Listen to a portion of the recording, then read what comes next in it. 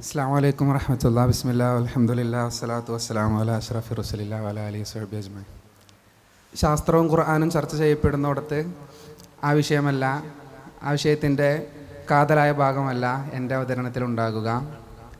ശാസ്ത്രത്തിൻ്റെ ആളുകൾ എന്ന് പറഞ്ഞ് ശാസ്ത്രം പഠിക്കുന്ന കുട്ടികളിൽ നാസ്തിക ചിന്ത വളരുന്നതിൻ്റെ വേരുകളെക്കുറിച്ചും അതിനെ പ്രതിരോധിക്കേണ്ട വിധങ്ങളെക്കുറിച്ചുമായിരിക്കും ആ സ്ലൈഡ് ഓപ്പൺ ആയാൽ അള്ളാഹു തൗഫീഖ് നൽകിയാൽ സംസാരിക്കുക. അതിൻ്റെ മുമ്പ് ഈ വിഷയത്തോട് നീതി പുലർത്താൻ വേണ്ടി ചില വരികൾ മാത്രം പറഞ്ഞിടാം. ഖുർആൻ ശാസ്ത്ര പുസ്തകമല്ല എന്ന് പൊതുവിൽ നാം പറയാറുണ്ടെങ്കിലും ശാസ്ത്രത്തിൻ്റെ പരിധിയിൽ പെടുന്ന പരാമർശങ്ങൾ ഖുർആനിലുണ്ടല്ലോ. പ്രപഞ്ചത്തെക്കുറിച്ച് പറഞ്ഞിട്ടുണ്ട്, ഭൂമിയെക്കുറിച്ചും ആകാശത്തെക്കുറിച്ചും ചർച്ചയുണ്ട്. അത് ശാസ്ത്രത്തിൻ്റെ പരിധിയിൽ പെടുന്ന വിഷയങ്ങളാണ്. അവിടെ ഖുർആൻ പറഞ്ഞ പ്രസ്താവനകൾ തെറ്റാകാൻ പാടില്ല. കാരണം ഈ ശാസ്ത്രീയ സത്യങ്ങളെ സംഭവിപ്പിക്കുന്നവൻ്റെ വചനമാണ് വിശുദ്ധ ഖുർആൻ എന്നതുകൊണ്ട്. ഖുർആനിൽ കുറേ ചരിത്ര പരാമർശങ്ങളുണ്ട്. അത് ചരിത്രത്തോട് എതിരാകാൻ പാടില്ല, കാരണം ചരിത്രം നടന്നു പോയതാണ്, ഇനി അതിൽ മാറ്റമില്ലല്ലോ എന്നതുപോലെ തന്നെ. എന്നാൽ ഖുർആനിലെ ചില വചനങ്ങൾ പാരായണം ചെയ്യുന്ന സമയത്ത് നമുക്ക് തോന്നും, അല്ലാഹുവേ സുബ്ഹാനക്, ഇത് ഈ ശാസ്ത്ര സിദ്ധാന്തത്തിൻ്റെ നേരാവിഷ്കാരമല്ലേ എന്ന് നമുക്ക് തോന്നും. അതിൻ്റെ വിശദീകരണം ഇനി നിങ്ങളാരെങ്കിലും ചോദിച്ചാൽ പറയാം. അപ്പോൾ ആ 10 മിനിറ്റ് അതിനുവേണ്ടി ഉപയോഗിക്കാം. എന്തുകൊണ്ട് ശാസ്ത്രം നിരീശ്വരവാദത്തിലേക്ക് നയിക്കുന്നില്ല എന്നാണ് നാം ഇന്ന് ചർച്ച ചെയ്യുന്നത്. പെട്ടെന്ന് നോക്കിപ്പോയാൽ ഒരുപാട് ശാസ്ത്രവുമായി ബന്ധപ്പെട്ട പഠന വിഷയങ്ങൾ, ഡിസിപ്ലിനുകൾ നമുക്കിടയിലുണ്ട്. എഞ്ചിനീയറിംഗ് ഒരു മേഖലയാണ്, സയൻസിൻ്റെ ടെക്നോളജിയെ കൈകാര്യം ചെയ്യുന്നു.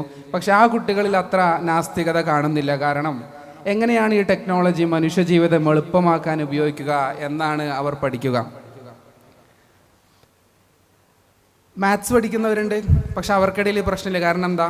ലോകത്തെക്കുറിച്ച് ഹോളിസ്റ്റിക്കായി സാകല്യത്തിൽ അവർ പഠിക്കും, പ്രശ്നമില്ല. ബിസിനസ് പഠിക്കുന്ന ആൾക്കാരുണ്ട്, അത് ശാസ്ത്ര വിഷയമല്ലെങ്കിലും മനുഷ്യനെ ഒരു ഉൽപ്പന്നമായിട്ട് കാണുകയാണ്, അവിടെ ഈ ചർച്ച പ്രസക്തമല്ല. കെമിസ്ട്രി പഠിക്കുന്ന ആളുകളിലും ഈ പ്രശ്നം വലിയ കാര്യമായിട്ട് കാണുന്നില്ല. അവർ എവല്യൂഷൻ പഠിക്കുന്നു, എവല്യൂഷൻ്റെ ഭാഗമായിട്ട് അവരിൽ ചിന്താ വ്യതിയാനമുണ്ടെങ്കിലും കെമിസ്ട്രി സ്റ്റുഡൻസിൽ ഇത് കാണുന്നില്ല. കാരണം സൂക്ഷ്മതലത്തിലാണ് ഒരു വസ്തുക്കളെക്കുറിച്ച്. എന്താണ് കെമിസ്ട്രിയും ഫിസിക്സും തമ്മിൽ വ്യത്യാസം എന്ന് ശാസ്ത്ര വിദ്യാർത്ഥികളോട് ഞാൻ ചോദിക്കാറുണ്ട്. കെമിസ്ട്രിയും ഫിസിക്സും തമ്മിൽ വ്യത്യാസം എന്താണ് വ്യത്യാസം? ഒരു വസ്തുവിനെ സൂക്ഷ്മതലത്തിൽ പഠിക്കുന്നത് കെമിസ്ട്രിയാണ്, അതിനെ മൊത്തത്തിൽ പഠിക്കുന്നത് ഫിസിക്സാണ്. ഫിസിക്സ് ഈ മെറ്റീരിയലിനെ കുറിച്ച് പഠിക്കുക, ഇതിൻ്റെ ഹാർഡ്നെസ്, ഇതിൻ്റെ സ്ട്രെങ്ത്, ഇതിൻ്റെ ടഫ്നെസ് ഒക്കെ ആയിരിക്കും. കെമിസ്ട്രി ഇതിനെക്കുറിച്ച് പഠിക്കുക, ഇതിൻ്റെ മോളിക്യൂൾസ്, ഇതിൻ്റെ ഇൻട്രാക്ഷൻസ് ആയിരിക്കും. അപ്പോൾ സൂക്ഷ്മതലത്തിൽ പഠിക്കുമ്പോൾ ചെറിയ നിരീക്ഷണങ്ങൾക്ക് പോലും വലിയ വിശദീകരണങ്ങൾ ആവശ്യമായിട്ട് വരും. അതാണ് കെമിസ്ട്രിയുടെ ഒരു പ്രത്യേകത. ബയോളജിയോ ജീവൻ്റെ സങ്കീർണതകളെക്കുറിച്ച് പഠിക്കുന്നു, അവർക്ക് അള്ളാഹുവിൻ്റെ അനുഗ്രഹങ്ങളെ പെട്ടെന്ന് ഓർമ്മ വരും. മെഡിക്കൽ സയൻസും അതുപോലെ തന്നെ മനുഷ്യ ശരീരം മുൻപിലിട്ടിട്ടാണ് അവർ പഠനം നടത്തുന്നത്. അപ്പോൾ ഈ പഠന ശാഖകളിലൊന്നും നാസ്തികത പഠനത്തിൻ്റെ ഭാഗമായി കുട്ടികളിലേക്ക് വരുന്നില്ല. അത്തരം കുട്ടികളോട് ഇൻട്രാക്ട് ചെയ്യുമ്പോൾ അവർ വിശ്വാസത്തിലേക്ക് വളരെ സ്ട്രോങ് ആയിരിക്കും. മൊത്തത്തിലൊരു ട്രെൻഡിൻ്റെ ഒപ്പം, ഒരു ലിബറൽ ട്രെൻഡിൻ്റെ ഒപ്പമുള്ള ഒരു പോക്കെല്ലായിടത്തുമുണ്ട്. ഞാൻ സിലബസിൻ്റെ ഭാഗമായി മാത്രം നാസ്തികത അവരിലേക്ക് വരുന്നില്ല. ആർട്സിൽ പിന്നെ സമയമില്ലല്ലോ, ഫുൾ ടൈം എൻജോയ്മെൻ്റ് ആണ്. എന്നാൽ ഫിസിക്സിൽ പ്രശ്നമാണ്. ഫിസിക്സ് പഠിക്കുന്ന കുട്ടികളോട് നിങ്ങൾ സംസാരിച്ച് നോക്കിയിട്ടുണ്ടോ? BSc ഫിസിക്സ് ഒക്കെ പഠിക്കുമ്പോൾ അവർക്ക് ഭയങ്കര പ്രശ്നമാണ്. അപ്പോൾ ആലോചിച്ച് നോക്കി, എന്തുകൊണ്ടാണ് ഇവർക്ക് മാത്രം ഈ പ്രശ്നമുള്ളത് എന്ന്. അവർ മൊത്തത്തിലാണ് പഠിക്കുന്നത്. നേരത്തെ നമ്മൾ ഫിസിക്സും കെമിസ്ട്രിയും തമ്മിൽ വ്യത്യാസം പറഞ്ഞു. മൊത്തത്തിലാണ് പഠിക്കുന്നത്. ഈ പ്രപഞ്ചം അവരെ സംബന്ധിച്ച് ഒരു ബലൂൺ പോലെയാണ്. ആ പ്രപഞ്ചം എന്നൊക്കെ പറഞ്ഞാൽ കൈകാര്യം ചെയ്യുമ്പോൾ എന്ത് സിമ്പിളായിട്ട് അറിയോ? ആ 10 ഗാലക്സി, 1000 ഗാലക്സി എന്നൊക്കെ വളരെ സിമ്പിളായിട്ടാണ് പറയാം. അപ്പോൾ ഈ മൊത്തത്തിൽ പഠിക്കുന്നു. വലിയ പ്രതിഭാസങ്ങൾക്ക് ചെറിയ വിശദീകരണങ്ങൾ മതി. E=mc², ഇത് മതി. എന്തും ചെറിയൊരു ഇക്വേഷൻ കൊണ്ട് ലോകം മൊത്തം സോൾവ് ചെയ്യാൻ കഴിയും എന്ന ചിന്ത അവരിൽ ഉണ്ടാക്കുന്ന ഒരു അരോഗൻസ് എന്ന് വേണമെങ്കിൽ അതിന് പറയാം. അതുകൊണ്ടാകാം ഫിസിക്സ് പഠിക്കുന്ന വിദ്യാർത്ഥികളിൽ ഈ നാസ്തികതയിലേക്കുള്ള ഒരു ചായ്വ്. അപ്പോൾ അവർ സ്ഥിരം ഉന്നയിക്കുന്ന ചില കാര്യങ്ങളെ നമുക്ക് പരിഗണിച്ച് പോകണമല്ലോ. എന്തുകൊണ്ടാണ് ഈ മാറ്റം ലോകത്തുണ്ടായത്? അപ്പോൾ നമ്മൾ ഫിലോസഫിയും ശാസ്ത്രവും രണ്ടും എന്താണ് എന്ന് മനസ്സിലാക്കിയിട്ട് ചർച്ച ആരംഭിക്കാം. ഫിലോസഫി ലോകത്ത് ആവശ്യമുള്ള കാര്യമാണ്. ഫിലോസഫി എങ്ങനെ ഒരു അറിവ് നേടാൻ പറ്റും, എപ്പിസ്റ്റമോളജി വേണം, എങ്ങനെയാണ് സംഭവം അറിയാൻ പറ്റുക എന്ന് പഠിക്കണമെങ്കിൽ ജ്ഞാനശാസ്ത്രത്തെക്കുറിച്ചുള്ള ബോധം ആവശ്യമാണ്. മെറ്റാഫിസിക്സ് ആവശ്യമാണ്. ഇന്ന് സയൻസിൻ്റെ ആളുകളൊക്കെ പറയും മെറ്റാഫിസിക്സ് ഒന്നും വേണ്ട എന്നുള്ളത്. മെറ്റാഫിസിക്സ് എന്ന് പറഞ്ഞാൽ ഫിസിക്സിൻ്റെ ബിയോണ്ട് എന്നാണ് അർത്ഥം. ചായ ഉണ്ടാക്കാൻ വേണ്ടി വെള്ളം തിളപ്പിക്കുന്നു. സയൻസിന് എന്തേ പറയാൻ പറ്റൂ? 100 ഡിഗ്രിയിൽ വെള്ളം തിളയ്ക്കുമെന്ന്. പക്ഷേ ഈ തിളപ്പിക്കുന്നത് ചായ ഉണ്ടാക്കാനാണോ അതോ വെള്ളം തിളപ്പിച്ച് തണുത്ത വെള്ളത്തിലൊഴിച്ച് പനിയുള്ള ആൾക്ക് കുളിക്കാനാണോ എന്ന് സയൻസിന് പറയാൻ പറ്റൂലല്ലോ. അതിൻ്റെ ബിയോണ്ടാണ്, ഫിസിക്സിൻ്റെ ബിയോണ്ട്. അതാണ് മെറ്റാഫിസിക്സ്. അപ്പോൾ ഇത് ലോകത്ത് പ്രസക്തം തന്നെയാണ്. ലോജിക്ക് വളരെ പ്രസക്തമാണ്. ഈ ലോജിക്കിൻ്റെ അടിസ്ഥാനത്തിലാണ് മാത്സ് വർക്ക് ചെയ്യണത്. മാത്സ് ഇല്ലാതെ ഫിസിക്സ് ഇല്ല, ഫിസിക്സ് ഇല്ലാതെ പ്രൊഡക്റ്റ് ഇല്ല.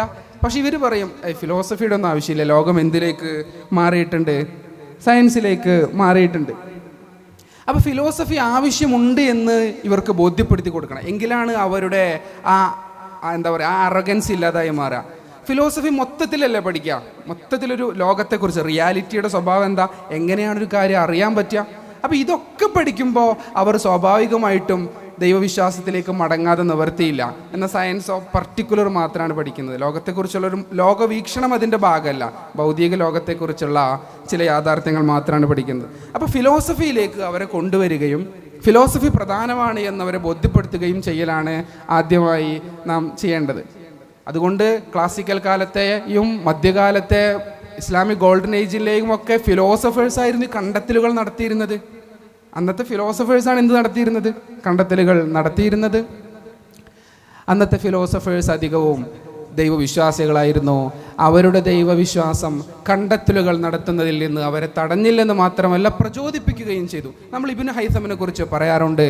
കിതാബുൽ മനാളിറിൻ്റെ രചയിതാവ് 2015 യുനെസ്കോ പ്രകാശവർഷമായി ആചരിച്ചത് ഇബ്നു ഹൈസമിൻ്റെ ഓർമ്മകൾക്ക് മുമ്പിലായിരുന്നു. അദ്ദേഹത്തിൻ്റെ പ്രചോദനം ഖുർആനാണ്. അപ്പോൾ ദൈവവിശ്വാസം ഇവരെ ശാസ്ത്ര കണ്ടെത്തലുകളിൽ നിന്ന് പുറകോട്ട് നയിച്ചില്ലെന്ന് മാത്രമല്ല പ്രചോദിപ്പിക്കുക കൂടി ചെയ്തു എന്ന യാഥാർത്ഥ്യത്തെയും നമുക്ക് അവർക്ക് ഓർമ്മപ്പെടുത്തി കൊടുക്കാം. എന്നാൽ പിന്നീട് ഓറിയന്റലിസ്റ്റുകൾ ഈ ചരിത്രത്തെ ദുർവ്യാഖ്യാനം ചെയ്തു. ഇന്ന് ഫാസിസ്റ്റ് ഇന്ത്യയിൽ ചരിത്രം പുനർരചിക്കപ്പെടുന്നത് പോലെ എത്തീസ്റ്റ് യൂറോപ്പിൽ അങ്ങനെ തന്നെ പറയാം, ദൈവരഹിതമായാണ് യൂറോപ്പ് കോളനിവൽക്കരണാനന്തരം വളർന്നു വന്നത്. അവർ ശാസ്ത്രത്തിൻ്റെ ചരിത്രത്തെയും ദൈവരഹിതമായി അവതരിപ്പിച്ചു. നമ്മൾ പലപ്പോഴും നമ്മളും അതിൽ പെട്ടുപോയിട്ടുണ്ടോ എന്ന് തോന്നിയിട്ടുണ്ട്. നമ്മൾ പറയാറുണ്ടല്ലോ സഭ ശാസ്ത്ര പഠനത്തെ വല്ലാതെ വിലക്കിയെന്ന് നമ്മളെപ്പോഴും പറയാറുള്ളൊരു കാര്യമാണ്. സത്യത്തിൽ അത് ഇവരുടെ ഒരു ആവിഷ്കാരമാണ്, ഓറിയന്റലിസ്റ്റുകളുടെ ഒരു നരേഷനാണ്. ചർച്ച് വെസ്റ്റിൽ പണിഷ് ചെയ്തത് അവരുടെ ശാസ്ത്രീയ പഠനങ്ങളുടെ പേരിലായിരുന്നില്ല, മറിച്ച് അവരുടെ മെറ്റാഫിസിക്കലായ ചില വിശ്വാസങ്ങൾ മതചിന്തയ്ക്ക് എതിരായതുകൊണ്ടാണ് അവർ പണിഷ് ചെയ്യപ്പെട്ടത്. ഇപ്പോൾ നമ്മൾ ഇബ്നു സീനയെ കുറിച്ച് പറയും. അദ്ദേഹത്തിൻ്റെ ശാസ്ത്രത്തിൽ അദ്ദേഹം നൽകിയ സേവനങ്ങളുടെ പേരിലാണോ ഗസാലി ഇമാം അദ്ദേഹത്തെ എതിർത്തത്? അല്ലല്ലോ, മറിച്ച് ഇസ്ലാമിക വിശ്വാസത്തിൽ നിന്നും വ്യതിചലിക്കുന്ന ചില വിശ്വാസങ്ങൾ അദ്ദേഹം വെച്ചു പുലർത്തി എന്നതാണ് എതിർക്കാൻ കാരണം. അദ്ദേഹം ശാസ്ത്രത്തിന് സംഭാവന ചെയ്തിട്ടുണ്ട്, അതിനെയല്ല എതിർത്തത്.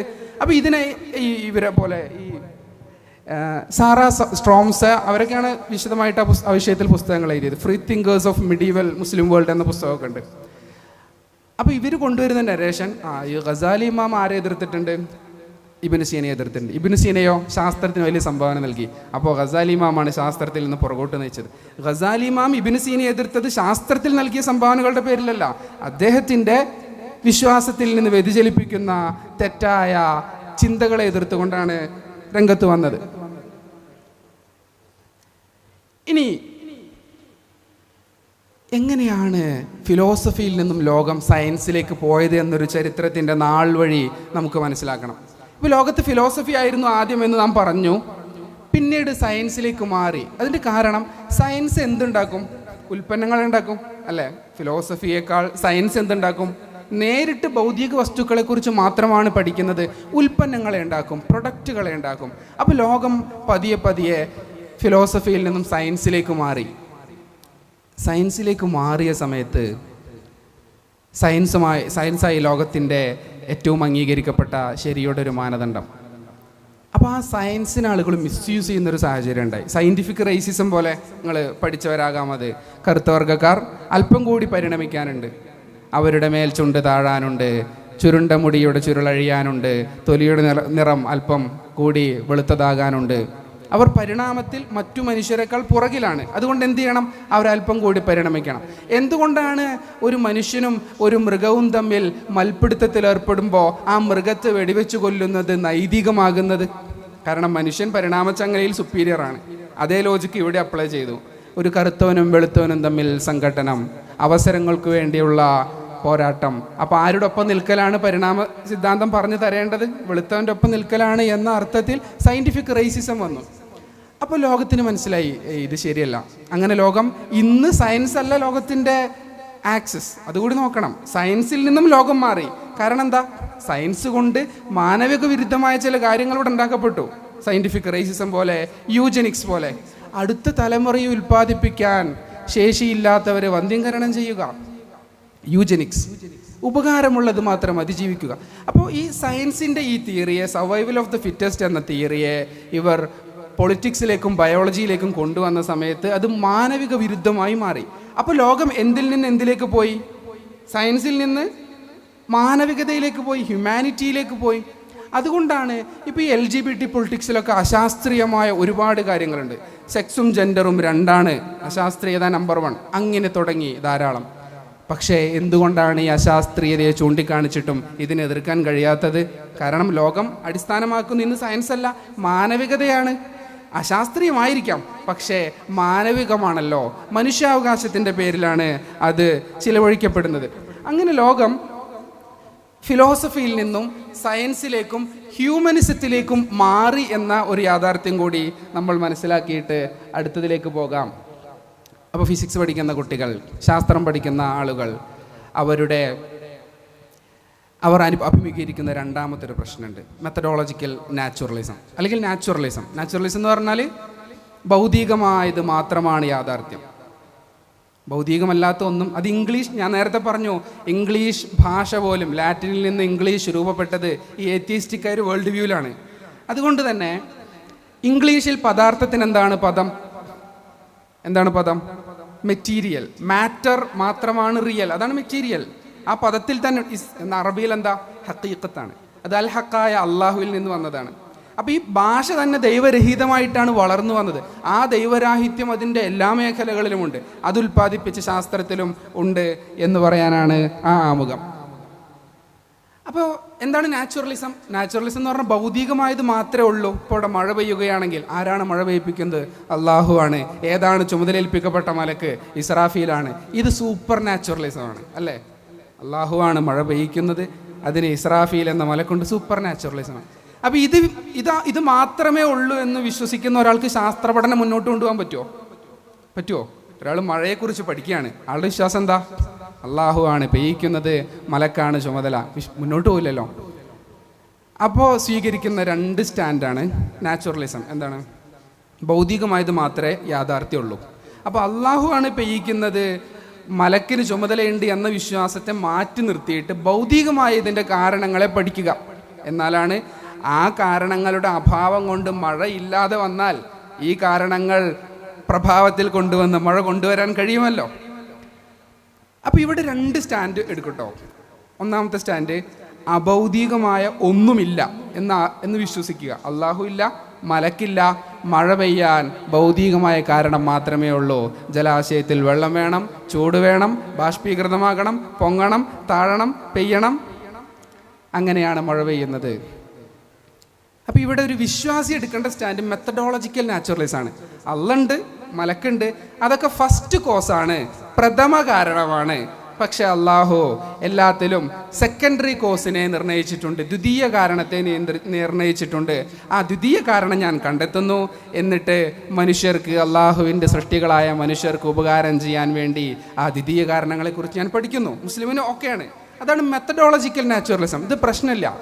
പക്ഷേ നേരത്തെ പറഞ്ഞ അഭൗതികമായ ഒന്നും ഇല്ല എന്ന് നിഷേധിക്കുന്ന ഒരു നാച്ചുറലിസം ഉണ്ട്, ഫിലോസോഫിക്കൽ നാച്ചുറലിസം. ഇതാണ് ശാസ്ത്രം പ്രൊമോട്ട് ചെയ്യുന്നത്.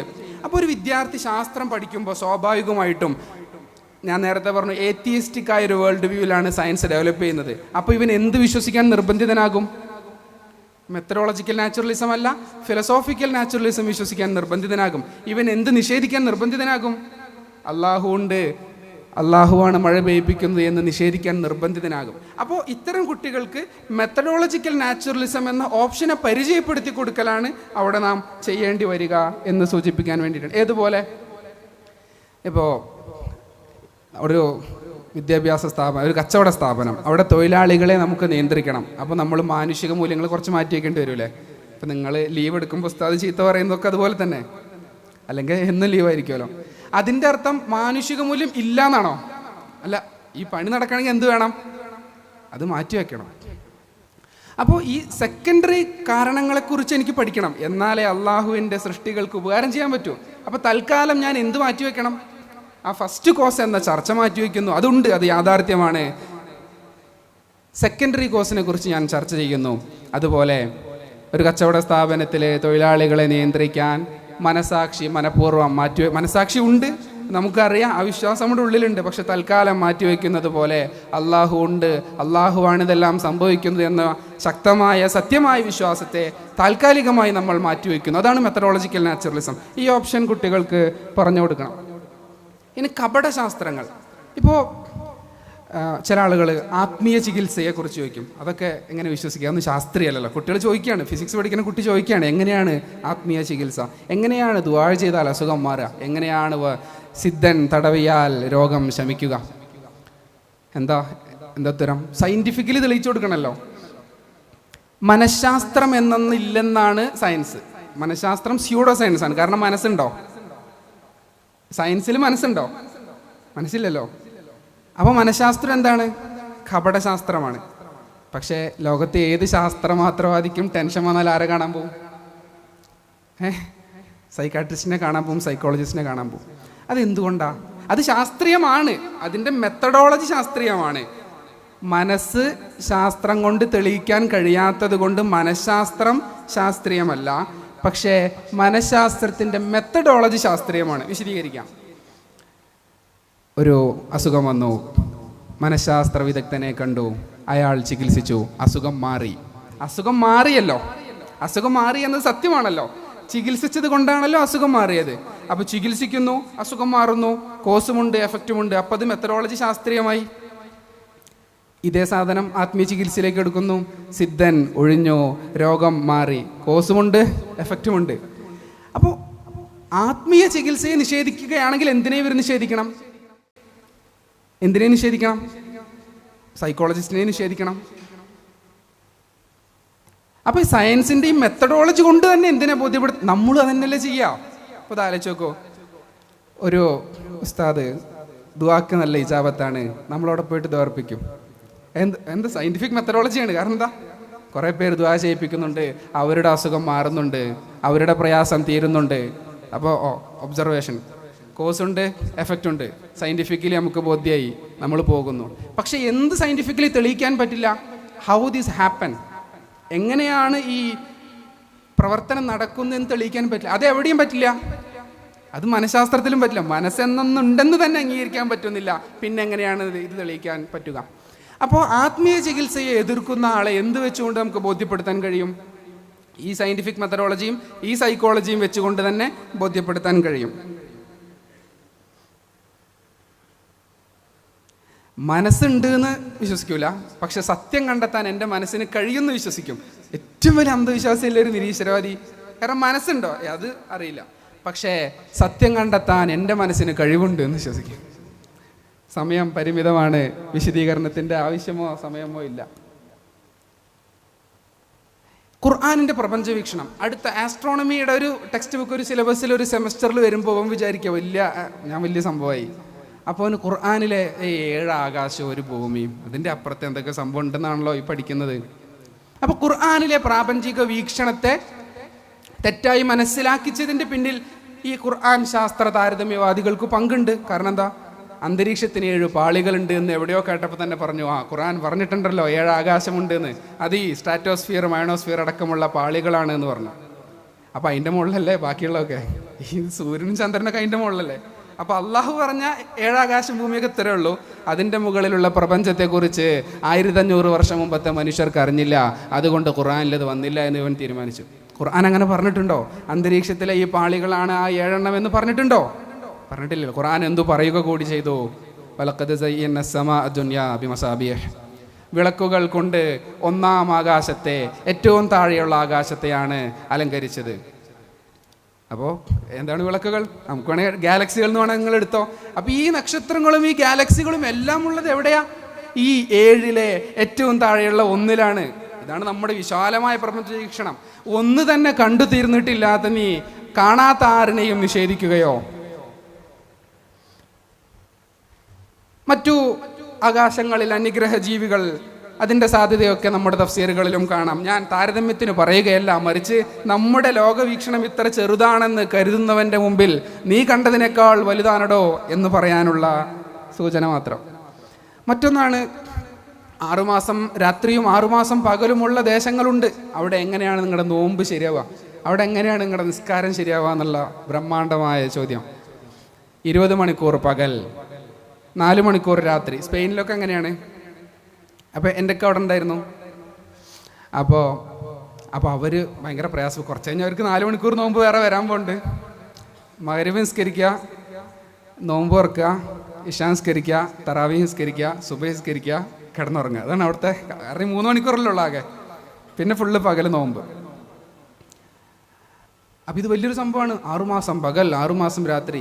ടൈം സോണിനെ കുറിച്ചൊരു ധാരണയില്ലാത്ത ഒരാളാണ് ഇസ്ലാമിൽ ആരാധന കർമ്മങ്ങൾ നിശ്ചയിച്ചെന്നുള്ളതാണ്. അപ്പോൾ ഈ ഫിഖ്ഹുമായി റിലേറ്റഡായ ചർച്ചകൾ വരുമ്പോൾ നമ്മൾ മനസ്സിലാക്കേണ്ട ഒരു കാര്യം, ഫിഖ്ഹ് ഒബ്ജക്റ്റീവ് ആകണം, അല്ലേ? ഒബ്ജക്റ്റീവ് ആകണം, വസ്തുനിഷ്ഠ ആകണം. കുട്ടി വലുതായാൽ കുട്ടിക്ക് സ്വത്ത് തിരിച്ചു കൊടുക്കുക, അങ്ങനെ പറ്റുമോ? എപ്പോഴും വലുതാവുക? പ്രായപൂർത്തിയായാൽ. വസ്തുനിഷ്ഠ ആവണം, ഇത് മനസ്സിലാവണം പറഞ്ഞാൽ. അപ്പോൾ ആരാധനയ്ക്ക് സമയം നിശ്ചയിക്കണം. സൂര്യനെ അടിസ്ഥാനപ്പെടുത്തിയുള്ള സമയം നിശ്ചയിച്ച് ആരാധനയ്ക്ക് അള്ളാഹു നിശ്ചയിച്ചു വന്നു. പക്ഷേ ഇങ്ങനെ പ്രായോഗികമായ ചില പ്രശ്നങ്ങളുണ്ടല്ലോ. അപ്പോൾ അതിന് പരിഹാരവും കർമ്മശാസ്ത്ര ഗ്രന്ഥങ്ങളിലുണ്ട്. എൻ്റെ പോയിൻ്റ് അതല്ല. ഇപ്പം ഇവിടെയുള്ള ഇതേ സമയമാണ് ഗുജറാത്തിലുള്ള ഒരു വ്യക്തിയുടെയും സമയം, അല്ലേ? ഇന്ത്യൻ സ്റ്റാൻഡേർഡ് സമയം ഇവിടെ സെയിം അല്ലേ? കൊൽക്കത്തയിലും ഇതേ സമയം തന്നെ അല്ലേ? പക്ഷെ ഓരോ പോയിന്റിലും സമയം വ്യത്യാസമാവുന്നുണ്ടല്ലോ. ഇവിടെയുള്ള സമയമാണ് കൊൽക്കത്തയിലുള്ള സമയം. പക്ഷെ നമ്മൾ സൗകര്യത്തിന് വേണ്ടി എന്ത് തീരുമാനിച്ചു? ഇന്ത്യയിൽ മൊത്തം ഒരു സമയമാണെന്ന് തീരുമാനിച്ചു. അല്ലെങ്കിൽ ശരിയാവില്ലല്ലോ. അപ്പോൾ നമ്മുടെ സൗകര്യത്തിന് വേണ്ടിയിട്ട് നമുക്ക് അങ്ങനെ ഒരു തീരുമാനം എടുക്കാം, കുഴപ്പമില്ല. അല്ലെങ്കിലും ലോകത്തിൻ്റെ സെൻട്രൽ ലൈൻ ഏതാ? ഗ്രീനിച്ച് മീൻ ടൈം. അത് ഗ്രീനിച്ചിലൂടെ കടന്നു പോകുന്ന ആര്? അതാണ് സ്റ്റാൻഡേർഡ് എന്ന് നമ്മൾ സൗകര്യത്തിന് വേണ്ടി തീരുമാനിച്ചല്ലേ, അല്ലേ? അതാണ് സ്റ്റാൻഡേർഡ് എന്ന് എവിടെ എഴുതി വെച്ചിട്ടുണ്ടോ? എന്നാൽ ഞങ്ങൾ ആരാധനയുടെ ആവശ്യത്തിന്, ശാസ്ത്ര പഠനത്തിന് വേണ്ടി ഗ്രീനിച്ച് മീൻ ടൈമിന് നിങ്ങൾ സ്റ്റാൻഡേർഡ് ആക്കിയെങ്കിൽ, ആരാധന ആവശ്യങ്ങൾക്ക് വേണ്ടി സൗദി അറേബ്യയിലെ സമയത്തെ നമ്മൾ എന്താക്കി? സ്റ്റാൻഡേർഡ് ആക്കി. ഇനി 6 മാസം പകലും 6 മാസം രാത്രി ആണെങ്കിൽ സൗദിയിലെ ക്ലോക്ക് വെച്ചിട്ട് നിസ്കരിക്കുകയും നോമ്പെടുക്കുകയൊക്കെ ചെയ്തോട്ടെ എന്ന് ഫത്വയും പറഞ്ഞു. അപ്പം നിങ്ങൾ ഇതേ സാധനം ആരും എടുക്കുന്നുണ്ട് പഠനത്തിന് വേണ്ടി. നിങ്ങളും ഈ ഒരു സാധനം, കാരണം എവിടെ നിന്ന് നമുക്കൊരു കാര്യം അളക്കണമെങ്കിൽ എവിടെന്നെങ്കിലും തുടങ്ങണ്ടേ? നമ്മൾ അടുത്ത സ്ലൈഡിൽ അത് വരുന്നുണ്ട്. ഇതിൽ തന്നെയാണോ? ഓക്കെ. മുഅ്ജിസത്ത് പക്ഷെ അംഗീകരിക്കാൻ പറ്റൂല. കാരണം എന്താ? അത് ഭൗതികമായൊരു കാരണമില്ലല്ലോ. എന്തുകൊണ്ട് നാം മുഅ്ജിസത്ത് അംഗീകരിക്കുന്നു? കഴിഞ്ഞ ദിവസം ഒരു ലോകസഞ്ചാരിയുടെ വീഡിയോ ക്ലിപ്പ് കേട്ടു. അയാൾ പറയാണ്, മതഗ്രന്ഥങ്ങളിലൊക്കെ 1000 വർഷം മുമ്പത്തെ ശാസ്ത്രബോധമുള്ള മനുഷ്യരല്ല ഇതൊക്കെ ഉണ്ടാക്കിയത്. അതിന് അംഗീകരിക്കാൻ പറ്റുമോ? 75 വർഷം മുമ്പ് ഉള്ള മനുഷ്യരുടെ ശാസ്ത്രബോധം നമുക്ക് ഇന്ന് അംഗീകരിക്കാൻ പറ്റുമോ? പിന്നെ അവരുണ്ടാക്കിയ നിയമങ്ങൾ നമ്മൾ എന്തിനു അംഗീകരിക്കണം? നമ്മളും അംഗീകരിക്കില്ലല്ലോ. 1000 വർഷം മുമ്പ് ജീവിച്ച കുറേ മനുഷ്യരുണ്ടാക്കിയ നിയമം നമ്മൾ ഇന്നും അനുവർത്തിക്കണം എന്ന് പറയണ്ടോ? പറയില്ല. 1500 വർഷം ചില മനുഷ്യർ ചേർന്നുണ്ടാക്കിയ നിയമം അംഗീകരിക്കണം നമ്മൾ പറയോ? പറയില്ലല്ലോ. നമ്മൾ പറയുന്നത് അള്ളാഹുവിൽ നിന്നുള്ളതാണ്, അതുകൊണ്ട് അംഗീകരിക്കണം എന്നാണല്ലോ. അതിന് ബുദ്ധിപരമായ അള്ളാഹു ഉണ്ട് എന്ന് ബുദ്ധിപരമായ തെളിവുണ്ട്. മുഹമ്മദ് നബി സല്ലല്ലാഹു അലൈഹി വസല്ലം അള്ളാഹുവിൻ്റെ പ്രവാചകനാണ് എന്നതിനും ബുദ്ധിപരമായ തെളിവുണ്ട്. അതാണ് മുഅ്ജിസത്ത്. അങ്ങനെ ബുദ്ധിപരമായ തെളിവുകൾ കൊണ്ട് ബോധ്യമായ യാഥാർത്ഥ്യം, അള്ളാഹു ഉണ്ട്, പ്രവാചകരുണ്ട്. അവരിൽ നിന്നും കൈമാറ്റം ചെയ്യപ്പെട്ട കൃത്യമായ വസ്തുതയെ വിശ്വസിക്കലാണ് ബുദ്ധി. പിന്നെ വിശ്വസിക്കേണ്ട ആവശ്യമില്ലല്ലോ. അതാണ് മുഅ്ജിസത്ത് അംഗീകരിക്കുന്നതിന് നമ്മുടെ തെളിവ്. അല്ലാതെ അങ്ങനെ അന്ന് സംഭവിച്ചത് ഇന്നും നമ്മൾ കണ്ടു ബോധ്യപ്പെടുന്നു എന്നതല്ല മുഅ്ജിസത്ത് അംഗീകരിക്കാനുള്ള തെളിവ്. ഇവരങ്ങനെ വിശ്വസിച്ച് വെച്ചിട്ടുള്ളത്. മഴ പെയ്യുന്നത് നേരത്തെ പറഞ്ഞ ജലാശയം ബാഷ്പീകൃതമായിട്ടാണ് എന്ന് നമ്മൾ വിശ്വസിക്കുന്നത് അത് കണ്ടനുഭവിച്ചിട്ടാണ്. പക്ഷെ മുഅ്ജിസത്ത് നമ്മൾ വിശ്വസിക്കുന്നത് അങ്ങനെയാണോ? കണ്ടനുഭവിച്ചിട്ടാണോ? അല്ല. ബുദ്ധി കൊണ്ട് ബോധ്യമായ 2 തെളിവുകൾ, അള്ളാഹു ഉണ്ട്, മുഹമ്മദ് നബി അള്ളാഹിൻ്റെ റസൂലാണ് എങ്കിൽ ആ അള്ളാഹുവിൽ നിന്ന് ആ റസൂൽ വഴി കൈമാറ്റം ചെയ്യപ്പെട്ട വൃത്താന്തം സത്യമാകാനേ തരമുള്ള, വിശ്വസിക്കേണ്ട നിവൃത്തിയില്ല. നിങ്ങൾക്ക് സംശയം ഉണ്ടെങ്കിൽ ഈ ഉറവിടങ്ങളെ നിങ്ങൾ നിഷേധിക്കണം. അള്ളാഹ് ഇല്ലാന്ന് ബുദ്ധി കൊണ്ട് തെളിയിക്കണം, മുഹമ്മദ് നബി സല്ലല്ലാഹു അലൈഹി വസല്ലം അള്ളാഹിൻ്റെ റസൂൽ ഇല്ലാന്ന് തെളിയിക്കണം. അല്ലാതെ ഈ പറഞ്ഞ വസ്തുതയിൽ പിന്നെ നിങ്ങൾക്ക് കളിക്കാൻ പറ്റൂല. അപ്പോൾ നമ്മുടെ വിശ്വാസങ്ങൾ മുഅ്ജിസത്തിൻ്റെ ഭാഗമായി, മുഅ്ജിസത്ത് എന്ന് പറയുന്നത് തന്നെ അസംഭവ്യമായ കാര്യങ്ങളാണോ? അസംഭവ്യമായത് മുഅ്ജിസത്തിലൂടെ സംഭവിക്കുമോ? ഇല്ലല്ലോ, അത് മുഹാലാണ്. സംഭവ്യമായ കാര്യങ്ങൾ തന്നെയാണ് മുഅ്ജിസത്തിൻ്റെ ഭാഗമായി സംഭവിക്കുക. പക്ഷേ സാധാരണഗതിയിൽ അത് സംഭവിക്കാൻ ചില ഭൗതിക കാരണങ്ങൾ ആവശ്യമാകും. ആ കാരണങ്ങൾ ഇല്ലാതെ സംഭവിക്കുമ്പോൾ അത് മുഅ്ജിസത്തായി. ഉദാഹരണത്തിന്, ഞാൻ ഇത് താഴെ ഇട്ടാൽ ഇത് കേടാകും എന്നതിനേക്കാൾ അപ്പുറം ഇത് താഴെ വീഴും, അല്ലേ? ഇത് പ്രപഞ്ച നിയമമാണ്. എന്നാൽ ഇതൊരു ഹൈഡ്രജൻ ബലൂണിൽ കെട്ടിയാലോ ഇത് മുകളിലേക്ക് പോകും, അതും പ്രപഞ്ച നിയമമാണ്. പക്ഷെ ഹൈഡ്രജൻ ബലൂൺ ഇല്ലാതെ ഇത് മുകളിലേക്ക് പോകുകയാണെങ്കിലോ അത് അസാധാരണമാണ്. അതാണ് മുഅ്ജിസത്ത്. ഒരു കാരണമുണ്ടാകും, ആ ഭൗതികമായൊരു കാരണമുണ്ടാകും, ആ കാരണത്തോടത് സംഭവിക്കും. ആ കാരണം ഇല്ലാതെ സംഭവിക്കുകയാണെങ്കിൽ അതെന്തായി? മുഅ്ജിസത്തായി. അപ്പം മുഅ്ജിസത്ത് പ്രവാചകത്വത്തിൻ്റെ ബുദ്ധിപരമായ തെളിവാണ് എന്ന് നമ്മൾ നേരത്തെ പറഞ്ഞു. അതുകൂടി വിശദീകരിച്ച് സമയം അവസാനിക്കുകയും ചെയ്യും. അപ്പം ഇത് വീണാൽ താഴെ വീഴലാണ് സാധാരണ സംഭവിക്കുക. ഒരു ഹൈഡ്രജൻ ബലൂണിൽ കെട്ടിയാൽ ഇത് എവിടേക്ക് പോവും? മുകളിലേക്ക് പോവുകയും ചെയ്യും. പക്ഷെ ഹൈഡ്രജൻ ബലൂൺ നമ്മൾ കാണണ്ടല്ലോ, അപ്പോൾ അത് മുഅ്ജിസത്തല്ല. ചില മെജീഷ്യൻസ് ഇതെന്ത് ചെയ്യും? മുകളിലേക്ക് ഇങ്ങനെ കൊണ്ടുപോകും. അതും ഭൗതികമായൊരു നൂലവിടെ ഉണ്ടാകും, പക്ഷെ അത് ആരുടെ കണ്ണിൽ നിന്ന് മറക്കുകയാണ്? ഭൗതികമായ കാരണമുണ്ട്, നമ്മുടെ കണ്ണിൽ നിന്ന് അയാൾ മറയ്ക്കുന്നു. അപ്പോഴും അതിന് ഭൗതികമായ കാരണമുണ്ട്. ചില സാഹചര്യങ്ങൾ എന്ത് ചെയ്യാം? ഇത് മുകളിലേക്ക് കൊണ്ടുപോകാം. അപ്പോൾ നമുക്ക് മുഅ്ജിസത്ത് മത്സരം ആരുമായി മാത്രമേ ഉള്ളൂ? സിഹിറിനോട് മത്സരമുള്ളൂ. അപ്പോൾ ഒരു സാഹിർ ചെയ്യുന്നു, ഒരു പ്രവാചകൻ ചെയ്യുന്നു, എങ്ങനെ വ്യത്യാസം? ഒരു വ്യത്യാസം ഉണ്ടാവില്ല കാണുമ്പോൾ, ഇല്ലല്ലോ. ഭൗതികമായ കാരണം കാണാൻ പറ്റില്ലല്ലോ. പക്ഷെ ഈ സിഹിർ വേറൊരാൾക്കും പഠിച്ചുകൂടെ, അല്ലേ? അപ്പോൾ ഒരു സാഹിർ ഇതിങ്ങനെ പൊക്കി എന്നിട്ട് പറയാണ്, ഞാൻ അള്ളാഹുവിൻ്റെ പ്രവാചകനാണ്.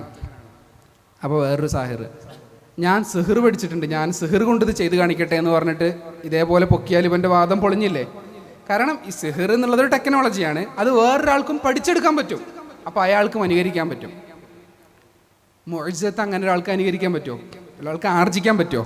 10 കൊല്ലം നോമ്പെടുത്താൽ നബിയാവോ? കഴിയില്ലല്ലോ. അപ്പം മുഅ്ജിസത്തിൻ്റെ ഭാഗമായി ഇത് പൊങ്ങുക എന്ന് പറഞ്ഞാൽ, മുഅ്ജിസത്തിൻ്റെ ഭാഗമായി സംഭവിക്കുന്നത് ആർക്ക് അനുകരിക്കാൻ കഴിയില്ല? സിഹിറിന് അനുകരിക്കാൻ കഴിയില്ല എന്ന് പറഞ്ഞുകൊണ്ട് മുഅ്ജിസത്തിനേക്കാൾ വലിയ മുഅ്ജിസത്തിൻ്റെ ഭാഗമായി നമ്മൾ വിശ്വസിക്കുന്നതിന് നമുക്കൊരു അടിസ്ഥാനമുണ്ട്. അള്ളാഹു ഉണ്ട്, മുഹമ്മദ് നബി അള്ളാഹിൻ്റെ റസൂലാണ്. ഈ അടിസ്ഥാനങ്ങളൊന്നുമില്ലാതെ ഇവർ വിശ്വസിക്കുന്ന ചില വിശ്വാസങ്ങൾ നോക്കൂ. അനേകം പ്രപഞ്ചങ്ങളുണ്ട്, ഒന്നു തന്നെ കണ്ടു തീർന്നിട്ടില്ല. എന്നിട്ട് പറയാണ് ഇതുപോലെ കാണാത്ത അനേകം പ്രപഞ്ചങ്ങളുണ്ട്. മറ്റു പ്രപഞ്ചങ്ങളിൽ മറ്റു നിയമങ്ങളായിരിക്കാം, പക്ഷെ പരലോകത്ത് വേറെ നിയമം എന്ന് പറഞ്ഞാൽ അത് അംഗീകരിക്കാൻ പറ്റൂല. അവിടെ സിറാത്ത് പാലത്തിൽ കൂടെ കടന്നാൽ പൊട്ടൂല എന്ന് പറഞ്ഞാൽ അംഗീകരിക്കാൻ പറ്റൂല. ഡാർക്ക് എനർജിയും ഡാർക്ക് മാറ്ററും ഉണ്ട്, 95% അതാണ്. ഡാർക്ക് എന്താ കാണാൻ പറ്റിയിട്ടുണ്ടോ? കാണാൻ പറ്റിയിട്ടില്ല. അറിയാൻ പറ്റിയിട്ടുണ്ടോ? അറിയാൻ പറ്റിയിട്ടില്ല. എന്നിട്ട് വിശ്വസിക്കുകയാണ്. കാരണം യൂണിവേഴ്സിൻ്റെ എനർജി ടോട്ടൽ 0 ആണല്ലോ. അത് ശരിയാവണമെങ്കിൽ 95% അവിടെ ഡാർക്ക് വേണം. ഇത്രയും വലിയ അന്യഗ്രഹ ജീവികളാണ് ഭൂമിയിലേക്ക് ജീവൻ കൊണ്ടുവന്നത് എന്ന് ഡോക്കിൻസ് പറയുന്നുണ്ട്. പക്ഷെ റൂഹൂദിയത് മലക്കാന്ന് പറഞ്ഞാൽ അംഗീകരിക്കാൻ പറ്റുക. അപ്പോൾ നമുക്കിതിന് തെളിവുണ്ട്. ബുദ്ധി കൊണ്ട് ബോധ്യമായ അള്ളാഹുവിൻ്റെ അസ്തിത്വം, പ്രവാചകരുടെ റിസാലത്ത്, ഇതിൻ്റെ അടിസ്ഥാനത്തിലാണ് നാം വിശ്വസിക്കുന്നത്. ഈ അടിസ്ഥാനങ്ങളൊന്നുമില്ലാതെ ഇതിനേക്കാൾ വലിയ വിശ്വാസങ്ങൾ കൊണ്ടു നടക്കുന്ന ആളുകൾ അന്ധവിശ്വാസം എന്ന് പറഞ്ഞ് മുഅ്ജിസത്തിനെ തള്ളിക്കളയുന്നതിൽ യാതൊരു അർത്ഥവുമില്ല എന്ന് മാത്രം പറഞ്ഞ് ഞാൻ 3 സ്ലൈഡൂടെ കാണിക്കുന്നത്, നിങ്ങൾ ആരെങ്കിലും ഇതിൽ നിന്ന് വല്ല ചോദ്യവും ചോദിച്ചാൽ ഇനിയുള്ള 10 മിനിറ്റ് കൊണ്ട് അതും കൂടി വിശദീകരിക്കാൻ പറ്റും എന്നതുകൊണ്ടാണ്. ജസാക്കല്ലാഹു ഖൈറൻ. അസ്സലാമു അലൈക്കും.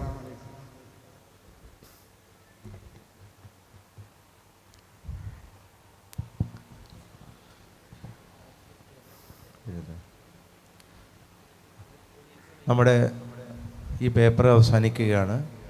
Now it is open for discussion. ഇതേക്കുറിച്ചുള്ള ചോദ്യങ്ങളോ മറ്റോ ഉണ്ടെങ്കിൽ നിങ്ങൾക്ക് പെട്ടെന്ന് ചോദിക്കാം. ക്ഷണിക്കുന്നു. മൈക്ക് കൈമാറണം.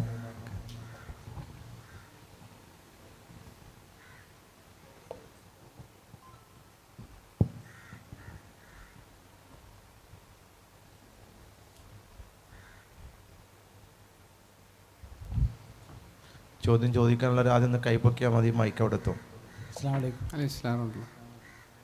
നമ്മൾ ശാസ്ത്രമാത്രവാദികൾ ഉന്നയിക്കുന്നുണ്ട്, ശാസ്ത്രം മാത്രമാണ് ശരിയെന്ന് പറയുമ്പോൾ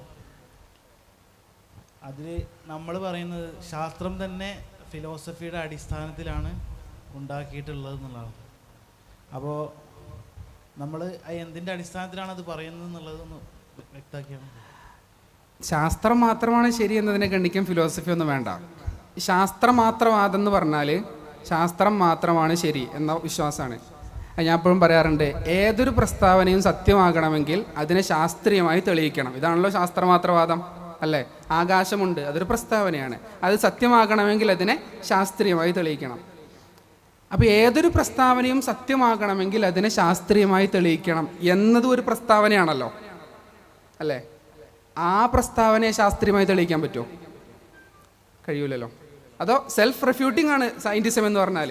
എല്ലാ പ്രസ്താവനയെയും സത്യമായി അംഗീകരിക്കാൻ അതിനെ ശാസ്ത്രീയമായി തെളിയിക്കണം. പക്ഷേ ഞങ്ങളുടെ ഈ പ്രസ്താവനയെ മാത്രം എന്ത് ചെയ്യേണ്ട ആവശ്യമില്ല, ശാസ്ത്രീയമായി തെളിയിക്കേണ്ട ആവശ്യം. ഏതുപോലെ 3ൽ കൂടുതൽ വാക്കുകളുള്ള ഒരു വാചകവും മലയാള ഭാഷയിൽ ഇല്ല എന്നൊരാൾ പറഞ്ഞു എന്ന് വിചാരിക്കും. അപ്പോൾ നമ്മളൊക്കെ കിട്ടിയ തലവലിക്കും. പക്ഷെ ഈ പറഞ്ഞ വാചകത്തിൽ എത്ര വാക്കുകളുണ്ട്? 3നേക്കാൾ കൂടുതൽ വാക്കുകളുണ്ടല്ലോ. അതാണ് സെൽഫ് റെഫ്യൂട്ടിംഗ്. വാദം തന്നെയാണ് അത് തെറ്റാണ് എന്നതിൻ്റെ തെളിവ്. അതുകൊണ്ടാണ് ശാസ്ത്രമാത്രവാദം അയുക്തികം. ഇത് നമ്മളല്ല, ലോജിക്കൽ പോസിറ്റിവിസ്റ്റുകൾ വന്ന സമയത്ത് വന്ന ഖണ്ഡനമാണ്. പിന്നെ സയൻസ് അടിസ്ഥാനപ്പെടുത്തുന്നത് ഫിലോസഫിയിലാണ്. ഇവിടെ ഇന്ന് സംഭവിച്ച ഈ കാര്യം നാളെയും ഇവിടെ സംഭവിക്കും, അമേരിക്കയിലും ഇത് തന്നെ സംഭവിക്കും എന്ന് നമ്മൾ വിശ്വസിക്കുന്നത് എല്ലാ സമയത്തും ഈ പരീക്ഷണം ചെയ്ത് ബോധ്യപ്പെട്ടിട്ടാണോ? കഴിയില്ലല്ലോ. ലോകത്തിൻ്റെ എല്ലാ ഭാഗങ്ങളിലും ഈ പരീക്ഷണം നടത്തി സത്യമാണെന്ന് ബോധ്യപ്പെട്ടിട്ടാണ്? അതും കഴിയില്ല. മറിച്ച് വിശ്വാസമാണ്. സയൻസിൻ്റെ തത്വശാസ്ത്രത്തിലുള്ളതാണ് സ്പേഷ്യൽ ആൻഡ് ടെമ്പറൽ റെഗുലാരിറ്റി. ഇന്നിവിടെ സംഭവിച്ചാൽ 1000 കൊല്ലം കഴിഞ്ഞാൽ അത് സംഭവിക്കണം. ഇന്നിവിടെ സംഭവിച്ചാൽ ആമസോൺ കാടുകളിലും, ഇവിടെ ഗ്രാവിറ്റി ഉണ്ടെങ്കിൽ ആമസോൺ കാടുകളിലും ഗ്രാവിറ്റി ഉണ്ടാകണം. ഇതൊരു വിശ്വാസമാണ്, ഇത് ഫിലോസഫിയാണ്, ഇത് സയൻസ് അല്ല. അപ്പോൾ സയൻസിന് പോലും ഞാൻ നേരത്തെ പറഞ്ഞു, സയൻസിൽ ഒരു ഫോർമുല ഡെവലപ്പ് ചെയ്യണമെങ്കിൽ എന്ത് വേണം? മാത്സ് വേണം. മാത്സ് പക്ക ഫിലോസഫിയാണ്. 1 + 1 = 2 ഫിലോസഫിയാണ്, ലോജിക്കാണ്. അല്ലാതെ അതിനെന്ത് ഒരു മാങ്ങയും ചേർത്ത് വെച്ചാൽ 2 മാങ്ങ കിട്ടുമെന്നത് നമുക്ക് തോന്നും അത് ഭൗതികമായി മനസ്സിലാക്കാൻ പറ്റുമെന്ന്. ഭൗതികമായി മനസ്സിലാക്കാൻ പറ്റില്ല. 1 + 1 = 2 എന്ന ലോജിക്കാണ് അവിടെ വർക്ക് ചെയ്യുന്നത്.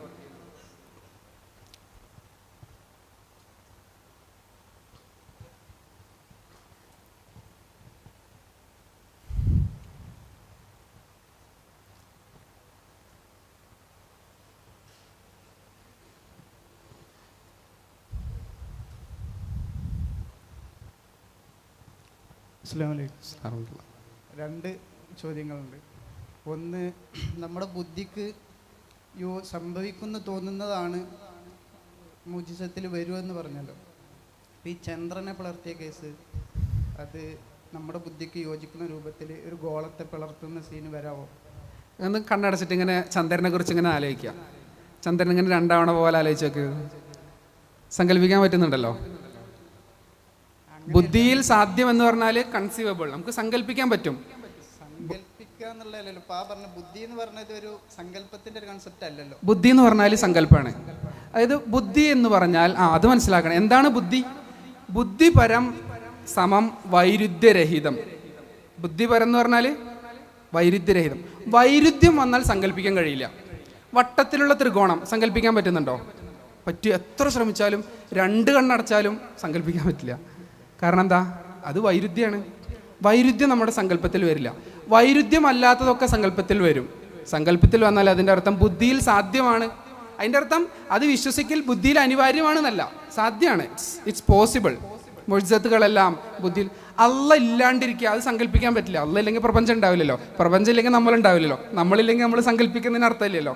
കാരണം അള്ള ഉണ്ടാവുക എന്നുള്ളത് ബുദ്ധിയിൽ അനിവാര്യമാണ്. അള്ള ഇല്ലാതാവുക എന്നുള്ളത് ബുദ്ധിയിൽ അസംഭവ്യമാണ്. അതുകൊണ്ടാണ് നമുക്ക് സങ്കല്പിക്കാൻ കഴിയാത്തത്. അപ്പോൾ ചന്ദ്രൻ പിളരുക കൂളായിട്ട് സങ്കല്പിക്കാൻ പറ്റുന്നുണ്ടല്ലോ, നമുക്കൊരു ആനിമേഷനിലൂടെ അത് രൂപവൽക്കരിക്കാൻ പറ്റും. ബുദ്ധി എന്ന് പറഞ്ഞാൽ അതാണ്. പക്ഷെ നമ്മൾ ബുദ്ധിയായി തെറ്റിദ്ധരിച്ച് യുക്തി എന്ന് പ്രയോഗിക്കുന്ന ഒരു വസ്തു ഉണ്ടല്ലോ, എൻ്റെ യുക്തിയിൽ ശരിയാവണില്ല എന്നല്ല, അത് കോമൺ സെൻസ് ആണ്. അത് ചില ആൾക്കാർക്കൊക്കെ മാറും. കോമൺ സെൻസ് വേറെ, അഖല് വേറെ, ലോജിക്ക് വേറെയാണ്. അപ്പോൾ ഇനി മുതൽ അഖലിനെ, ലോജിക്കിനെ നമുക്ക് ബുദ്ധി എന്ന് വിളിക്കാം. യുക്തി എന്ന വാക്ക് തൽക്കാലം എന്ത് ചെയ്യാം, നമ്മുടെ വ്യവഹാരങ്ങളിൽ നിന്ന് ഒഴിവാക്കാം. അപ്പോൾ അഖൽ എന്ന് പറഞ്ഞാൽ ബുദ്ധി, യുക്തി വേണമെങ്കിൽ കോമൺ സെൻസിനൊക്കെ വേണ്ടി ഉപയോഗിച്ചോ.